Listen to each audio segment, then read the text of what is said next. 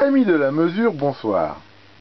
Aujourd'hui c'est un grand jour car je reçois enfin mon multimètre Keysight 34460A que j'avais commandé déjà il y a un petit moment, mais bon, il doit être victime de son succès et il y avait un petit peu de délai.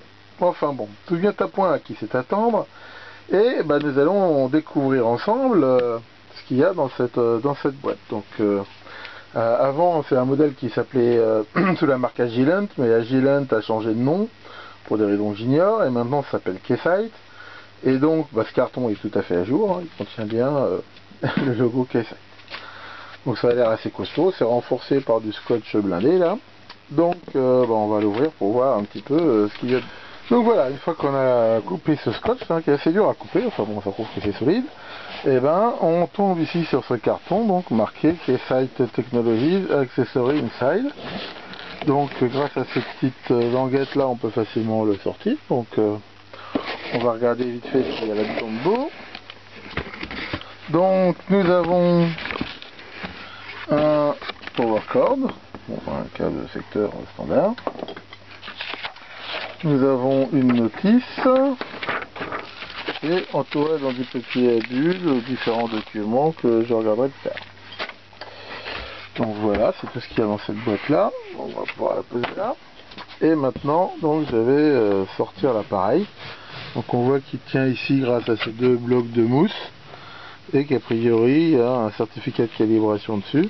Donc je le sors et on continue. Donc voilà, j'ai sorti l'appareil de sa boîte, hein. Donc c'est un boîtier très protégé ici par un bord en caoutchouc. On voit ici le panneau avant. Donc c'est marqué Keysight, hein, donc c'est pas, enfin avant bien sûr ils étaient marqués Agilent, donc déjà ils ont mis ça à jour.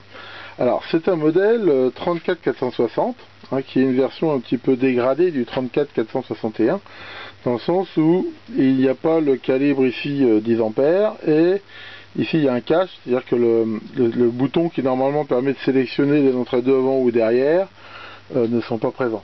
En fait il y a même quelques options en moins sur ce multimètre, mais enfin bon, pour ce que je veux faire moi, c'était largement suffisant. Sinon il existe donc le 34461A qui lui donc a toutes ces options et qui est le digne successeur, hein, du 34400A qui pendant 20 ans a été un des multimètres de référence dans la recherche et l'industrie, et donc celui-là ils sont remplaçants et il est même compatible au niveau software, ce qui fait que ça permet de le changer sans avoir éventuellement à refaire des programmes si certains en avaient fait. Alors c'est de bonne qualité, ici il y a une poignée qui fait support, donc si on regarde ce qu'il y a derrière, c'est quand même relativement lourd. Donc derrière ici, on voit qu'il y a deux entrées, une externe trig qui permet de déclencher les mesures et une qui permet de voir les mesures déclenchées. Ici il y a un cache pour les options, parce qu'en option je crois qu'on peut mettre une interface GPIB. Et ici on voit qu'il y a une prise LAN, mais je crois qu'elle ne marche pas, là, je crois qu'il faut aussi, c'est aussi une option. USB qui là doit fonctionner.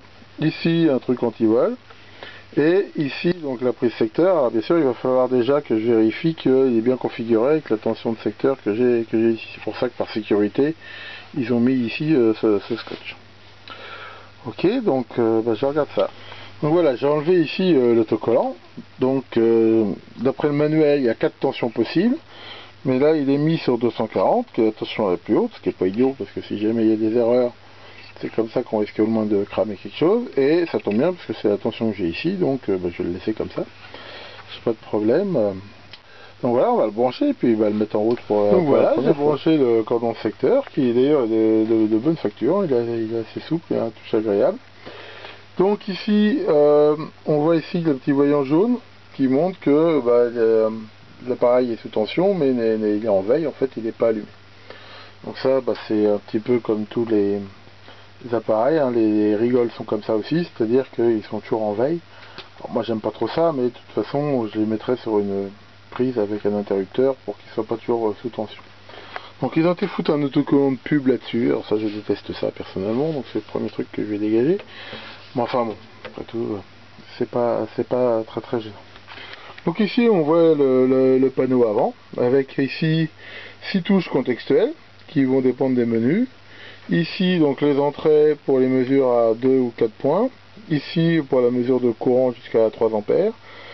Et ici donc différents contrôles. Sachant qu'ici les touches grâce à ce shift peuvent avoir deux fonctions. Alors allons-y pour la première image. C'est parti. Ça c'est clair blanc. Agilent Technology. Là par contre ils sont pas mis à jour, c'est pas Keysight. Ah, ça fout un peu mal. Enfin bon, après tout ça gêne pas.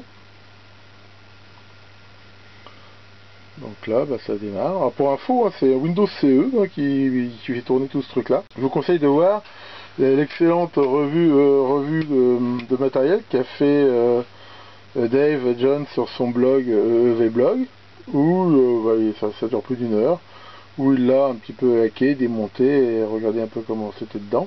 Et ce qui montre par exemple, c'est qu'à l'intérieur il y a une prise de debug où apparemment en mode série on voit que quand il démarre on a tout plein d'infos qui permettent de... ça m'intéresse pas vraiment de voir ça.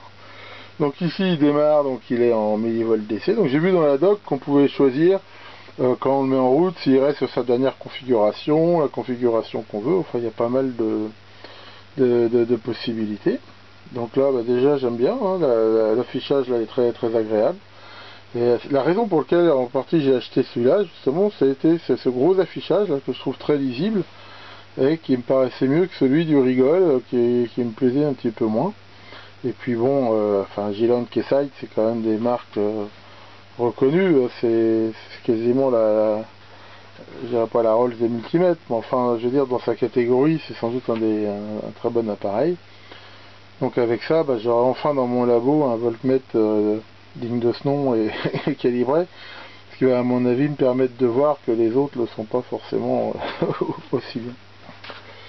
Donc voilà pour cette petite séance d'unboxing. De toute façon je pense que je ferai d'autres vidéos au fur et à mesure que je vais découvrir cet appareil. Hein. De toute façon je fais pas mal de réglages et tout, donc bah, maintenant je vais jouer un petit peu avec pour voir tout ça.